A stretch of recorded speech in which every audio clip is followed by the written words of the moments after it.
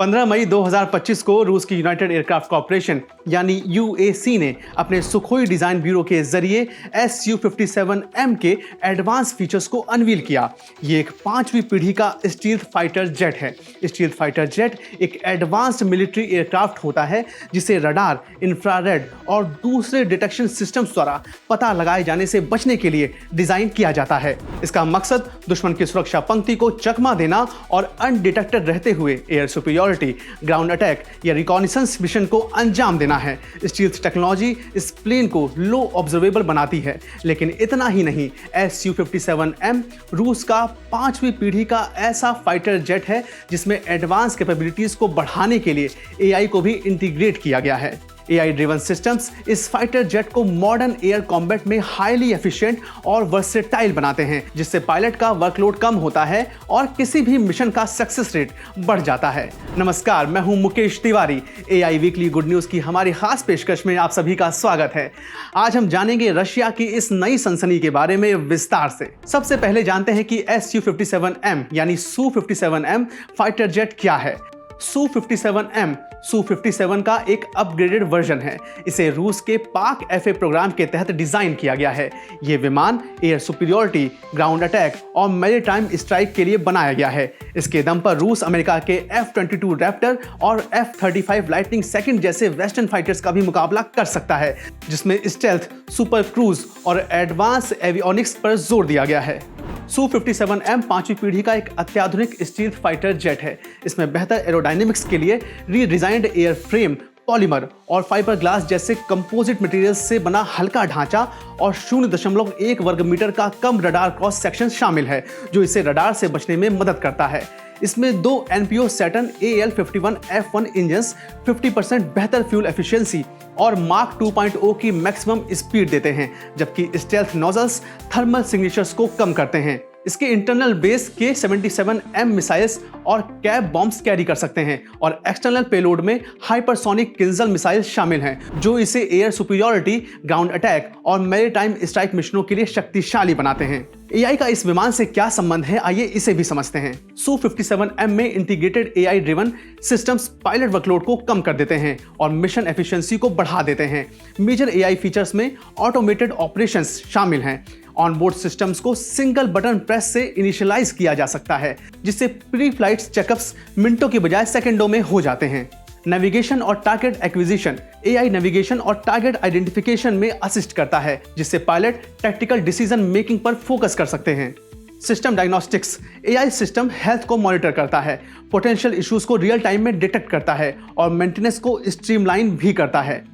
Combat support AI radar और EW systems को optimise करता है, जिससे लो प्रोबेबिलिटी ऑफ इंटरसेप्ट मोड्स और इफेक्टिव जैमिंग मुमकिन होती है। ये स्टेल्थ और सर्वाइवल करने की क्षमता को बढ़ा देता है।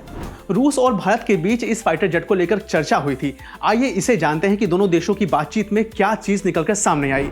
एरो इंडिया 2025 में रूस ने भारत को इसके एक्सपोर्ट वर्जन Su-57E वेरिएंट के को प्रोडक्शन का प्रपोजल दिया था, जिसमें मौजूदा सुखोई 30 MKI इंफ्रास्ट्रक्चर के इस्तेमाल करने की बात कही गई थी। लेकिन भारत का ध्यान अपने स्वदेशी उन्नत मध्यम लड़ाकू विमान AMCA पर है, जिसकी वजह से इस डील की मंजूरी की संभावना कम है।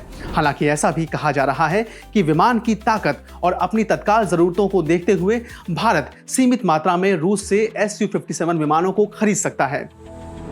भारत के पास क्या है विकल्प, आइए इसे जानते हैं। Su-57E को प्रोडक्शन, इसके फायदे क्या हैं ये जानते हैं। Su-57M की एडवांस टेक्नोलॉजी जैसे स्टेल्थ, सुपर क्रूज और AI ड्रिवन सिस्टम्स भारत की एयर फोर्स को ताकत देगी। को प्रोडक्शन से टेक्नोलॉजी ट्रांसफर और कॉस्ट शेयरिंग मुमकिन है, क्योंकि एस्टिमेटेड यूनिट कॉस्ट $50 मिलियन है, जो F-35 के $110 मिलियन के मुकाबले बहुत कम है। इसकी चुनौतियां क्या हैं, आइए इसको जानते हैं। International sanctions on Russia, supply chain issues और टेक्नोलॉजी कैप्चर का रिस्क। सेकेंड है इंडिजीनियस AMCA प्रोग्राम। इसके फायदे जानते हैं। AMCA डिफेंस सेक्टर में भारत की आत्मनिर्भरता को बढ़ावा देता है। यह 5th जनरेशन फाइटर है जो स्टेल्थ, सेंसर फ्यूजन और नेटवर्क सेंट्रिक वॉरफेयर पर फोकस करता है और भारत की स्पेसिफिक ऑपरेशनल नीड्स के लिए बनाया जा रहा है। इसका पहला प्लेन 2028 तक और प्रोडक्शन 2032 से 2035 तक एक्सपेक्टेड है। इसकी भी चुनौतियां हैं। AMCA अभी डेवलपमेंट फेज में है और ऑपरेशनल डिप्लॉयमेंट में सालों लग सकते हैं। टेक्निकल और फाइनेंशियल हर्डल्स भी मुमकिन हैं।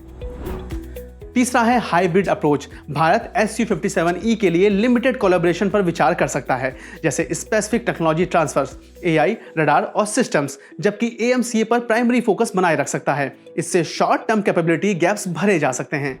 भारत के futuristic unmanned fighter aircraft program को जानना भी हम सभी के लिए जरूरी है।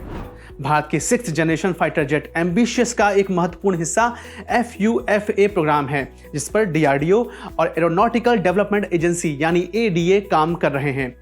FUFA एक अनमैन्ड कॉम्बैट एरियल व्हीकल यानी UCAV है, जो स्टेल्थ, हाई स्पीड और ऑटोनोमस कैपेबिलिटीज पर फोकस करता है। इस प्रोग्राम का लक्ष्य भारत की एयर कॉम्बैट कैपेबिलिटीज को नेक्स्ट जनरेशन टेक्नोलॉजीज के साथ और भी मजबूत करना है।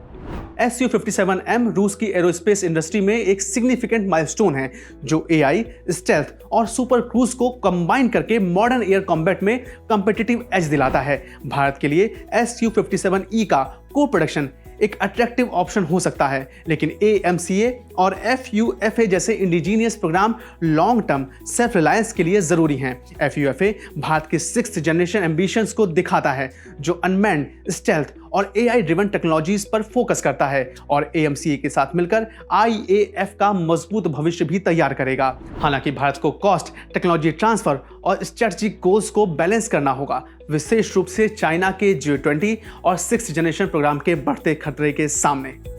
आपको कैसी लगी हमारी ये पेशकश, हमें जरूर बताएं। ऐसे ही दिलचस्प वीडियो के लिए देखते रहें गुड न्यूज़ टुडे।